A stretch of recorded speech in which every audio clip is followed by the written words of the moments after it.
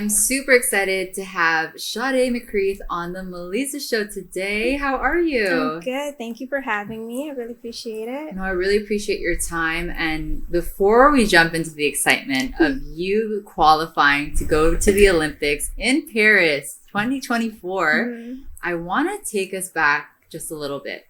You know, there's so much to you. It's not just being an athlete. It's not just, your time at school at Bethune.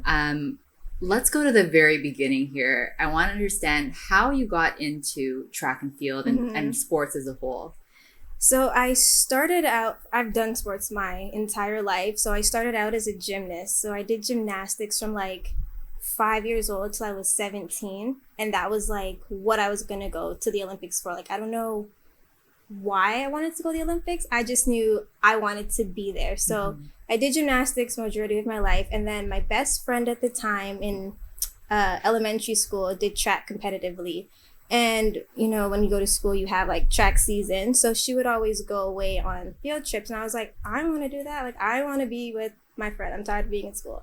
So I joined and I did every event. I did the 200, the 400, 800, long jump, triple. Like, I was just doing everything because I wanted to have as much chances to be out of school as possible.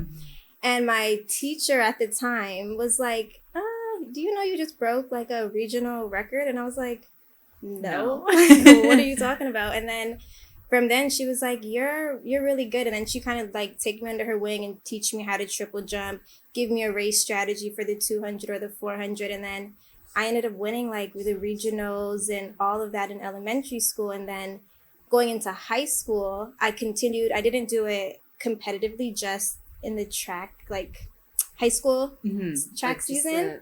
And I ended up doing well at regionals, going off to OFSA for the 1, 2, 4, and the 4x1. And that's when my mom was like, you're actually good. And then track club coaches approached my mom and was like, you should probably put her into track and field. And then I was balancing track and gymnastics for a good little while. And then by the time I turned 17, I was like, I can't do both anymore. Like, I was doing really well at track, and I figured I could possibly get a scholarship off track. And so I gave up gymnastics. Track was my go-to, and I've been rocking with it ever since. Or running with it ever since. Running with it ever since. So, yeah. Yeah. No, when you take us back to the gymnastics portion of things, what was that like? I know it's a challenging sport. It's not easy. And watching gymnasts is incredible to me. So walk me through that.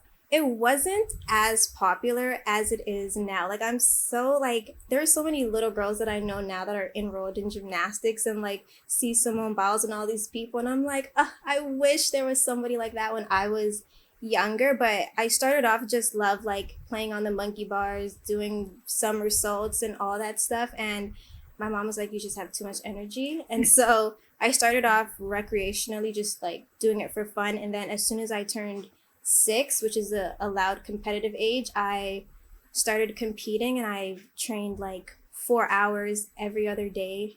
Or no, like I think it was like 5 days a week at the time. 4 days. How old were you? I was 6. Yeah. Can you imagine? It was a lot, but it really instilled like a lot of discipline in me. So like, because I've done it for so long, like I literally don't know anything else but competing or training and working out for like 4 hours at a time. That's just been your life, your schedule, just what you're used to. Exactly. When it comes to track, I know you also do field or you've done field, I should say. What was that experience like? Honestly, because I didn't know much about track then, I would look at long jump, like you run, you jump. That's all I really knew about it. And it wasn't until I got direction from my teacher at the time that I learned like you have to control your speed and really learn how to like use your power from what you build in your momentum and use that. So I don't know, I had a very short experience in the field events, but from what I did learn, it's a power event that I love or enjoy. And what is your favorite distance to run? I know you just named all of them and you're, again, qualified to go with the 100 meters, but what is your favorite distance? Definitely the 100 meters. Yeah. I'm not a long distance girly, and I know 200 meters is not considered long, but It's too long for me sometimes. It's too long for me. I've done my fair share of running track back in the day too, not like you, definitely in the elementary level, and it was a lot. I did qualify. I also went to regionals. I've done the competitions, and like you said, I just felt that difference between the 200 versus the 100. Like you said, it's not a lot, but it's something. So I totally hear you there. When you think about your time in Daytona and studying at Bethune, what was that like? It was good memories, but it was a really hard time for me. So when I went away to school, I had this like vision that I was going to be conference champion, go to nationals, become an All-American, and that didn't happen for me. So I struggled a lot with knowing if I should continue with track and field because I had so much success from elementary school throughout high school. So it was my first time really being up against like big dogs. Like track and field in the US is not a joke. So that was really hard, but I enjoyed what I studied. Like I've always knew at the time I wanted to be a lawyer. So I knew criminal justice was for me. I wanted to go into law. So when things weren't panning out the way I wanted to, I really locked in with my studies. And I think that kept me kind of like level-headed and like grounded when things weren't working out for me.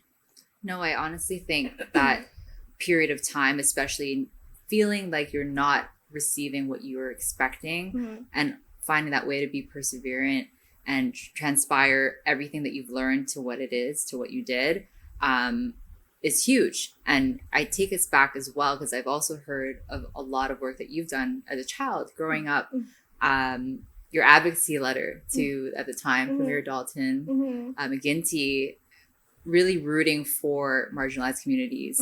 Tell us more about that passion and where that comes from. So my mom was really big into like social justice. I've seen her volunteer and just give so much time into things that there are a lot of inequalities that were happening within the criminal justice system. And so it was something that I always knew about or saw growing up. And so it just felt like something I should also be a part of, something else I should do. And I don't know anything other than just wanting to see everybody be treated as equals and everyone be valued the same and get the same amount of care. Like I don't know. I have to give my mom a lot of credit to that because it's kind of just instilled in me, honestly. Would you say that there's ever been a time growing up or even now that you've experienced a hardship or an obstacle that kind of led to that moment, and perhaps within your family as well? Yeah, I think there was a time where my mom faced a lot of hardship at work, and I didn't understand a lot of it at the time. There was a lot of racism and a lot of discrimination that she faced, and I didn't recognize how challenging it could be to be a woman in corrections as well as a Black woman in corrections. And so seeing her fight that battle, I think that made me want to be a part of something greater and like not see other people go through that. And that's why you studied what you did. And today, how do you advocate for that? So I work as a probation officer. So I see a lot of marginalized people in the justice system, and unfortunately there are you don't have to say exactly the words if it's not something that you want to share, but whichever you're comfortable with. Yeah, I think just seeing a lot of the challenges that a lot of people face in general, I just know that we as a country and as a society should be doing more. And so I looked at it like probation is about rehabilitation. It's not necessarily about punishment. Like, yes, we know people commit crimes and they do things wrong, but why don't we try to help them figure out what they need, whether it be mental health resources, medication, employment, finance, like whatever they need, why don't we give that to them and then see if they'll still continue with the same behavior. Like, I feel like nobody wants to offend, I feel like, but I feel like because of circumstances or previous trauma, it leads people to make unfortunate decisions. And if I could be there to either help them change their mindset or give them the help that they need, that's what I want to do. 100%. And I definitely think you are. I feel like that's the purpose of, what your job is or what your current role is. But coming from the background that you have and the passion that you have, I definitely see that coming to light. Thanks. Of course.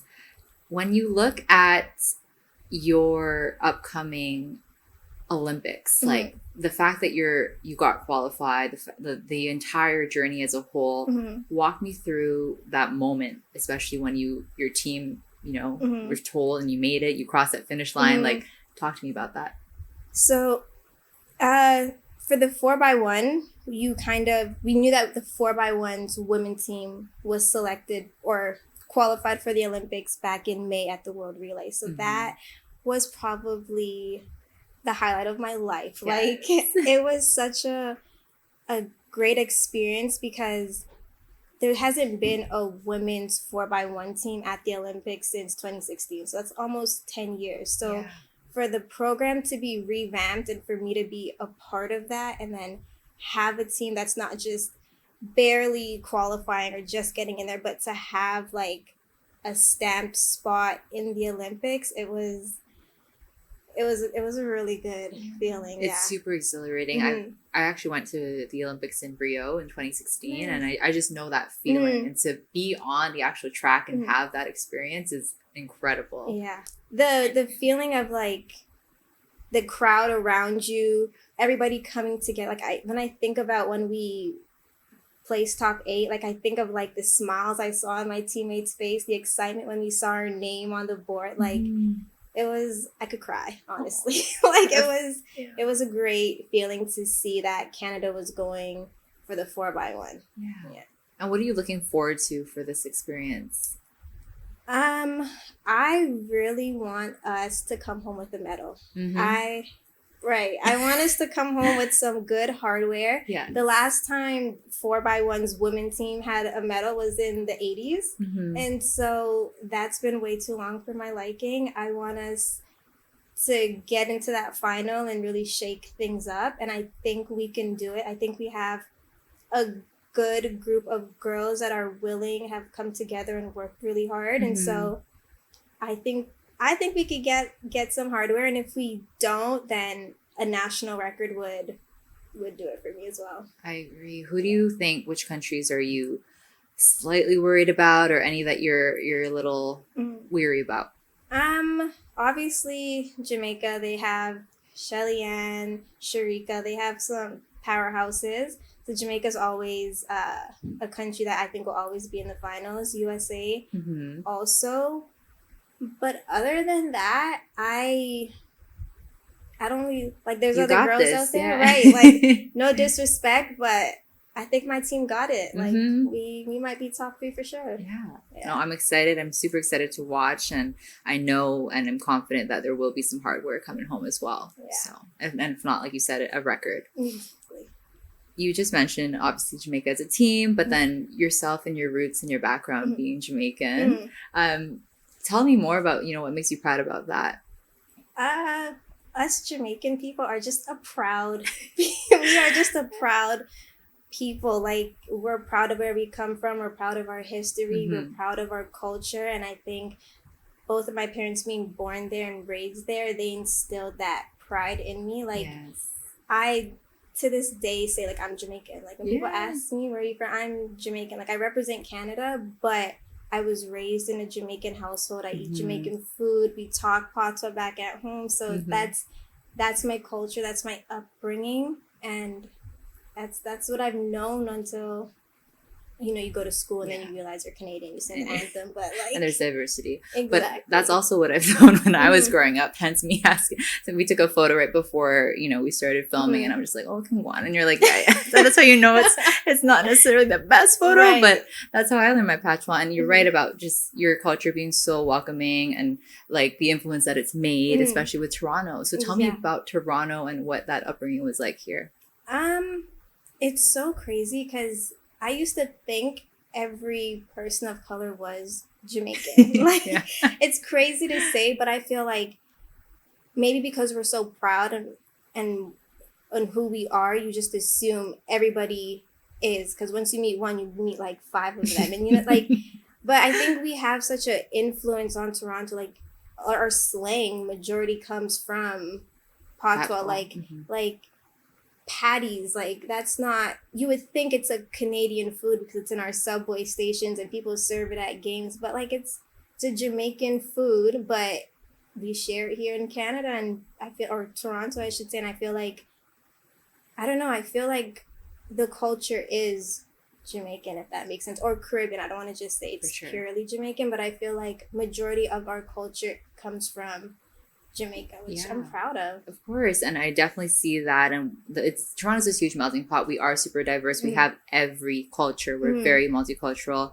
We have the authenticity of different foods. We have, like you said, a huge diaspora of the Caribbean, being that we have the biggest North American Caribbean carnival as well. Right. You just got me a little hungry there. What is your favorite food? What is your favorite food, or even if it is your own dishes? Curry goat. I could eat curry goat every day, no problem. Like, I'll never get sick of it. Delicious. It's been a while since I've had that because I'm pescatarian now, but delish. Yeah. I know. I could curry up some shrimp. I know, right? You can never go wrong. Almost, but not exactly the same. No, honestly, your land, obviously Jamaica, like I've been there 5 times. Have you been back since? The last time I went, I want to say was 2021 or something like that. So fairly recently. Yeah, we celebrated my grandmother's 65th birthday there. So that was probably, oh no, I'm lying to you. I definitely just went like 2 years ago or a year ago for my cousin's wedding. Okay. So yeah. I go back fairly. That's good. Yeah, it's awesome there. Thinking about the different hats that you wear, considering it's not only being an athlete, not only being an advocate for marginalized communities, and obviously your role as a probation officer, what else is it that intrigues you and interests you, and anything that you're interested in, I guess, pursuing?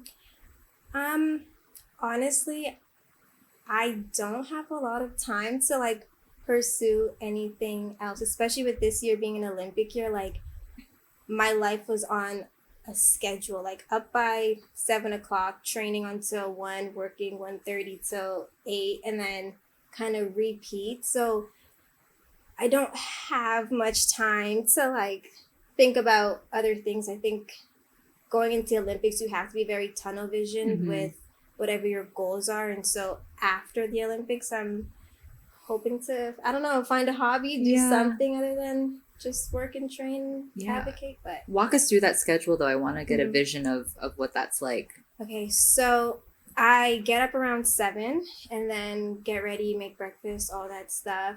I'm out the door and I got to be at practice by 9 o'clock. Then you train from 9 till about 1. So during training, you have your regular running session, then you have weights, then you have treatment, and then you might have performance therapy or something like that. And then I leave, head to work, and then I work from about 1:30 to 8:30 sometimes. And then in between that working time, like I'm obviously seeing clients, but then I have like alarms on my phone to tell me to like eat lunch, roll out, do some activation or do some drills. So like I'm constantly like balancing my time. And then 8:30 comes and I'm heading home and eat, shower, and then repeat for me. I gotta make sure you get that sleep in for sure. Exactly. Super important. Did you ever think back to a time where you were dreaming about your Olympian days, or just overall being in the sport and having that come today? Do you remember those moments? Yeah, I remember literally having a dream about me racing or being in a race with Shelly Ann Fraser. Like, I think it was, I don't remember the year, but I remember like telling my mom I had a dream that I was running with Shelly. Like, she was in a couple of blocks. It was probably the 200 of the 4x1, ironically. Yes. But yeah, she was in a couple of blocks ahead of me. And I was like, I can't stop until I make that dream my reality. So yeah, that's probably one literal dream I had. And then I think I've just always always dreamed of going to the Olympics. So I think every obstacle I've had or every training session, that dream has always been in the back of my head. Yeah. Earlier you spoke about being a gymnast and having people like Simone Biles to look up to. And I know for a fact not only when people watch this, but people already look up to you, Sade, for what you've done and what you're currently doing in the field and track. Obviously, I just meant field as a whole in the industry, but they look up to you. And is there pieces of advice or sound bites that you'd like to share with them when it comes to achieving something like this? I would just say not to give up on yourself or your dream. Like, there is going to be so much adversity that's going to happen, whether it be injuries or you just don't get the performance that you want. Like, there's always going to be something, but your want for your goal or your dream has to be bigger than that at all times. So I would just say you have to be very stubborn with chasing your dream. Yeah. It's huge. You talked to us about discipline and commitment since early ages. You talked about your schedule not too long ago on that already. It's exhausting to listen to. So I hear you. I think like if anybody is willing or interested in getting into this sport and doing what you're currently doing and being an Olympian in the Paris 2024 Olympics, like it's going to take a lot. It will. It'll take a lot of sacrifice. It will take a lot of discipline, and not only just like discipline in how you behave, but like your emotions. Like, you cannot let your emotions dictate how you move, because sports will bring you to some amazing highs, but it can also bring you to some lows, and you have to really have a good balance of that and having a really good support system, because sports can be very difficult and very unforgiving at times. So you have to make sure you surround yourself with a team that will be there for you and support you through everything that you're doing. Tap into that a bit more, though. I want to hear on your support system and how they have been supporting you, but also those who may have not been the best of support, because I know in my industry and things that I've done, there's got to be some haters. There's got to be people who are not necessarily preying on your, Right. They're preying more on your downfall than they are uplifting you. So I want to hear about any of those adversities. My support system, I'm so grateful for my support system. My mom, she's like my rock. Like, love that woman. My aunt, like, I want to say I have a very close-knit family, so they know everything that's always going on with me. They know when I'm competing. They'll ask me how training is going. When I have a bad meet, they're there for me. So, like, my family is a really good support system. And then I have my coach. My agent has become, like, a very good support for me as well, which I didn't. Big up Drew one time behind the scenes. Didn't expect, but definitely became somebody that I could just talk to when things weren't going well. And then my teammates became a really good support system for me. So I have a good circle around me that know how to keep me grounded and humble, but know how to motivate me and push me to like the dream that I want to get to.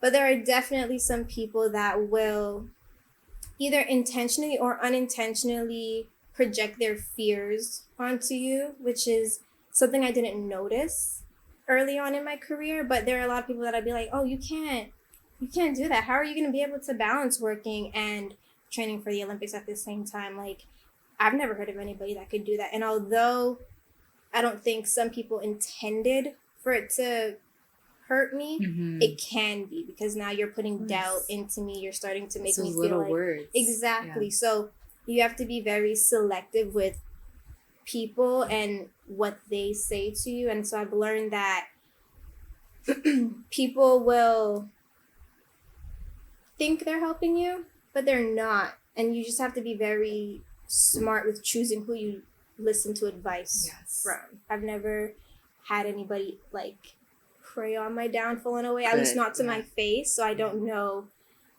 that aspect of it, but I've definitely had my fair share of people telling me I couldn't do something or I was too ambitious, and I've learned that maybe those aren't people I should be listening to at all. Definitely protect your energy. Yeah, for sure. I love that you brought that up because I've experienced that myself firsthand, and it's not easy. Like you said, maybe they're not aware that they're projecting this fear on you, right. but them simply saying it has you starting to overthink it or have that moment of asking yourself, like, am I? But like, no, I am. Right. Then that piece of motivation kicks in and you prove them wrong. Exactly. So, that's awesome. Yeah. What are you looking forward to most as you go along this journey as an athlete? And I know we haven't reached till the after yet, but how do you foresee the future and what you are currently doing? So like near future, like I am looking forward, and this is so cliche, I'm looking forward to running on the purple track at the Olympics. Like, if you know me, my favorite color is purple. Everything I own is purple. So to run on that track, like, I just cannot wait. And then after the Olympics, I'm hoping to continue my season. I still want to get ready to, or have my body know what it's like to run so late, because World Championships next year is going to be in September. And so I need to be able to still run fast at this time and past August. And so I want to prepare for World Championships and then probably go to World Indoors and NACAC and whatever teams there are to make. I want to be on them. So you will. Yeah, I'm very confident you will. Of course. As we wrap up here, I would love to know if there's anything else that you want to share or anything that you'd like to say. I was really honored and grateful to run at the World Indoors earlier this season.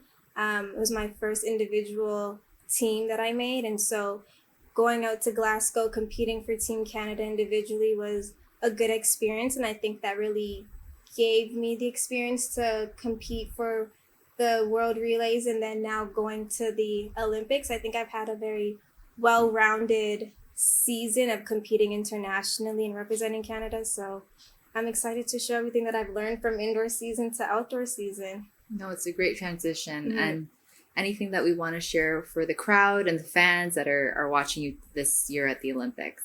I think that we need the support. I think Canada, we're a very proud country, but we need support. We need people cheering us on. We need people posting on social media. We need corporations giving us the support, funding us more. Like, we are going against some countries where track and field is their bread and butter, and it's very hard to compete against those countries when you don't have, or feel like you don't have, that support from Canadians or companies that are out there. So I think having that support, just whether it be social media, corporations, commercials, just anything to say Canada proud. We support the women that are coming up in this sport. We support the younger athletes that are coming up, or the collegiate athletes that's their first Olympics. Like, we need that support. We need that motivation to know that we're doing something great. Like, we feel we're doing something great, but it would be good to have the country really back us, and companies back us, and people,